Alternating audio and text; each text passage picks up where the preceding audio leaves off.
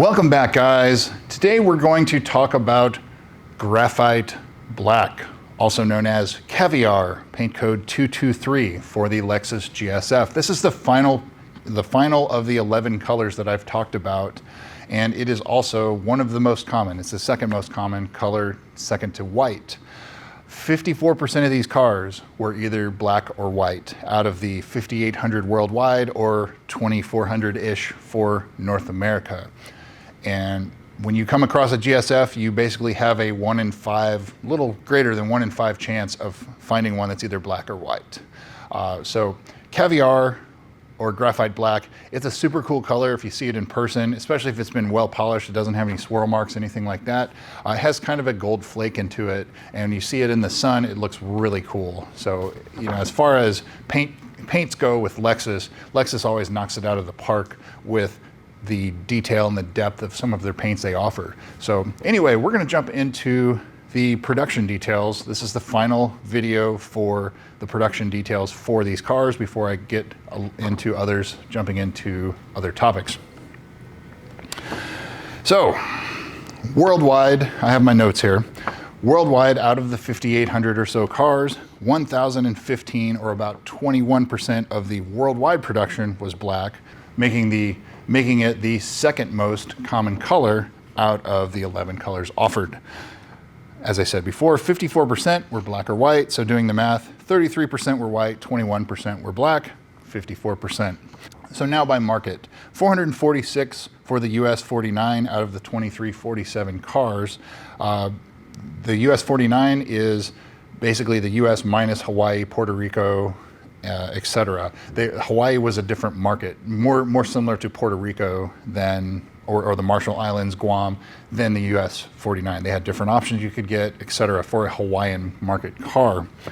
So again, 446 for the US 49, 16 for Canada out of the 71 cars there, 4 for Hawaii out of 17, 1 for Guam out of 2 cars.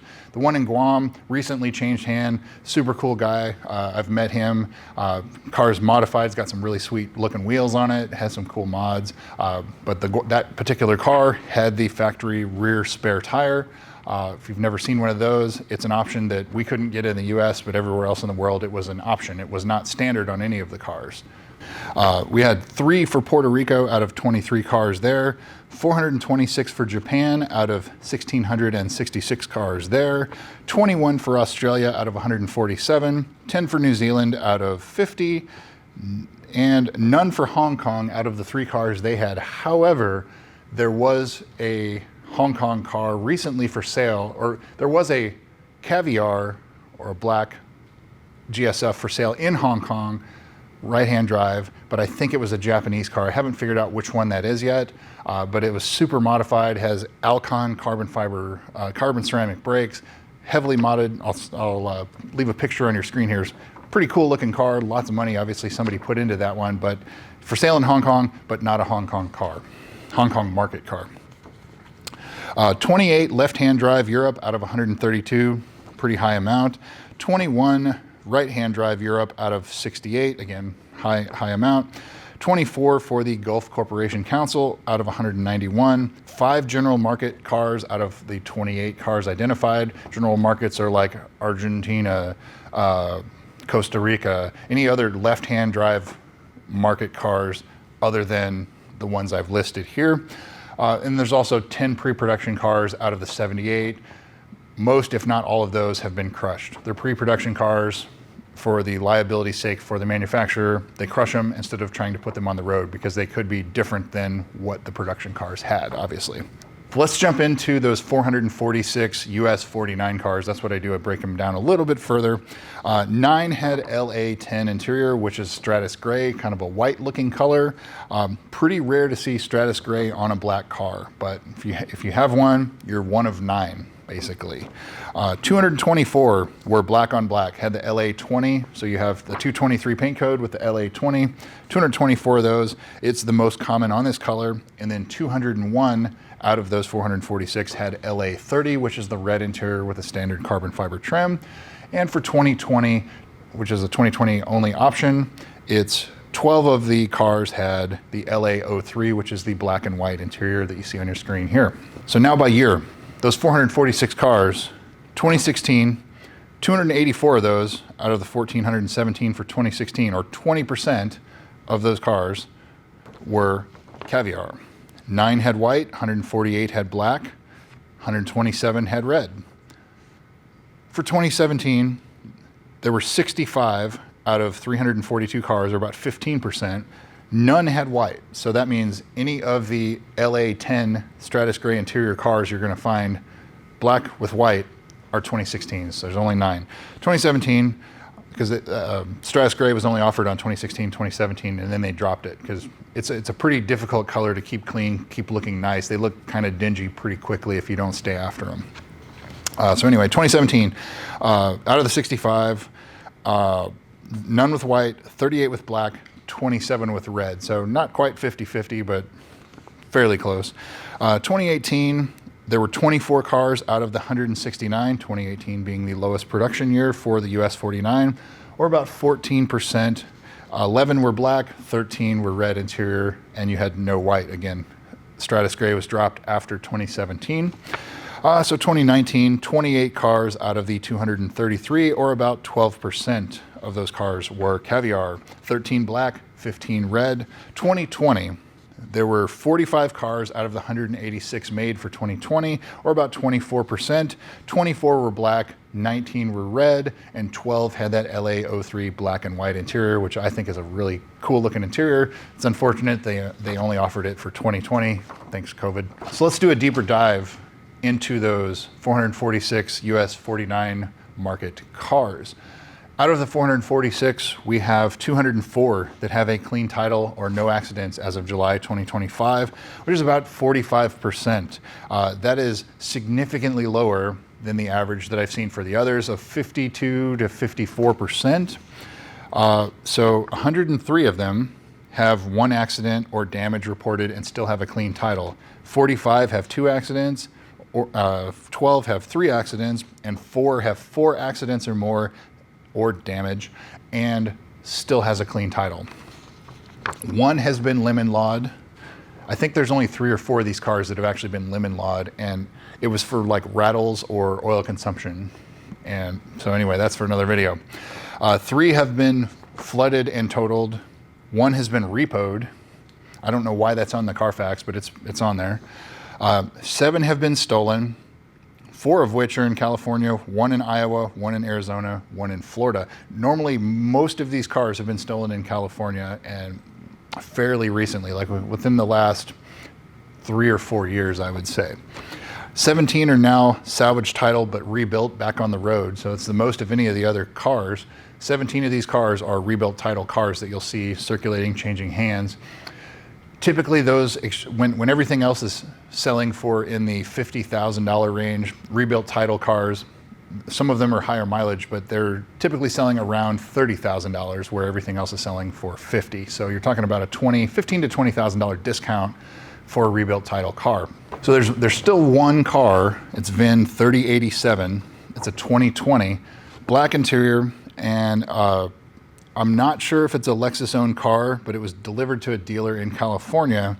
7 miles, nothing reported since December of 2019. So basically it was dealer prepped and then there's nothing on it. But at least we know it exists. It has not been titled. So there's only 1. So there's 30 of these cars that have been salvage title and then exported. Pretty common to see. They buy them at Copart or IAAI. They go to the Gulf or they go to Eastern Europe, sometimes Netherlands, things like that, where it's much easier to repair, but the parts are also very valuable. There's a lot of parts on these cars that are upgrades for the regular GS, which is the rest of the world got in tremendous numbers. So finally, out of the 446 cars, there are only 68 of these cars, or about 15% of them, that are still with their original owners. That's pretty along the lines of what I'm seeing with the other colors for these cars, 15%. So out of those 68 one-owner cars, there's only 39%, or about 8% of all the black cars for the US 49 market are one-owner, no-accident cars. So if you find one of these that comes up for sale that says it's a one-owner, no-accident car, it is a rare bird. 8%. That's it. That's all that's left. Lower than average for the others. The average for the others is 10 or 11%. So you're talking 8%.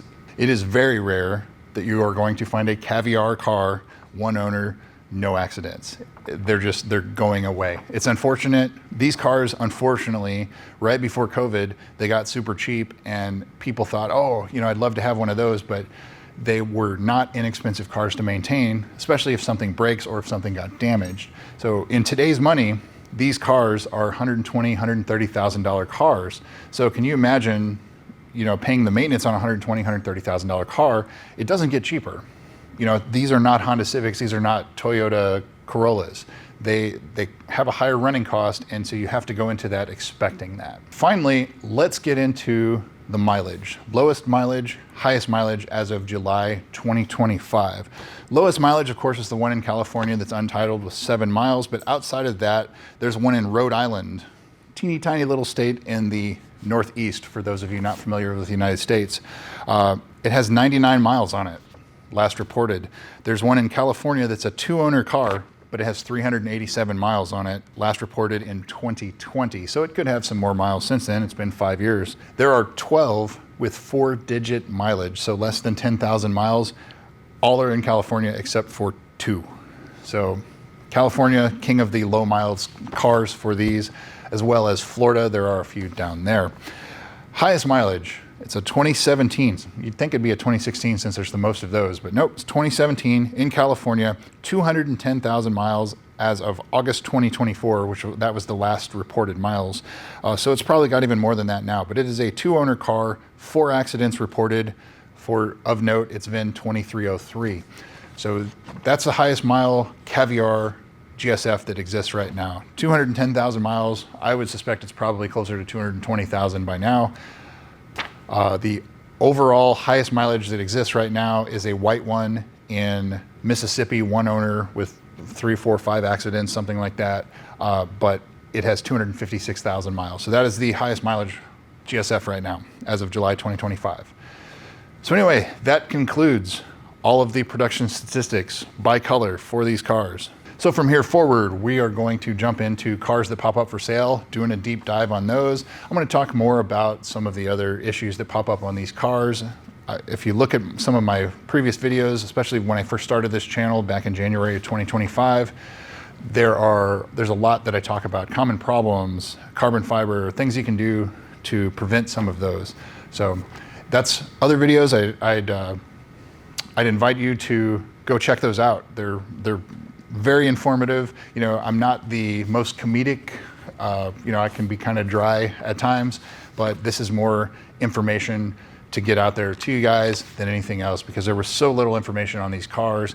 When we find out how rare they actually are, the values of them, they stay strong. They're, even with a bunch of miles on them, you're still going to pay 40 grand for these cars. And it's a sign of, it's a testament to the quality and longevity, the demand for these cars, because the V8 for Lexus, as you've heard, is dead.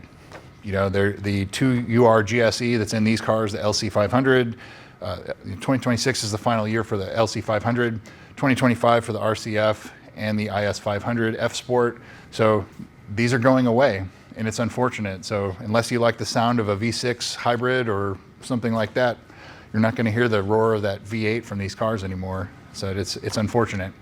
But anyway, so let's move on. Going to jump into a couple cars that are popping up for sale. So thanks again for watching, guys. Stay tuned for more. Got lots of content planned. So thanks for watching. We'll see you soon.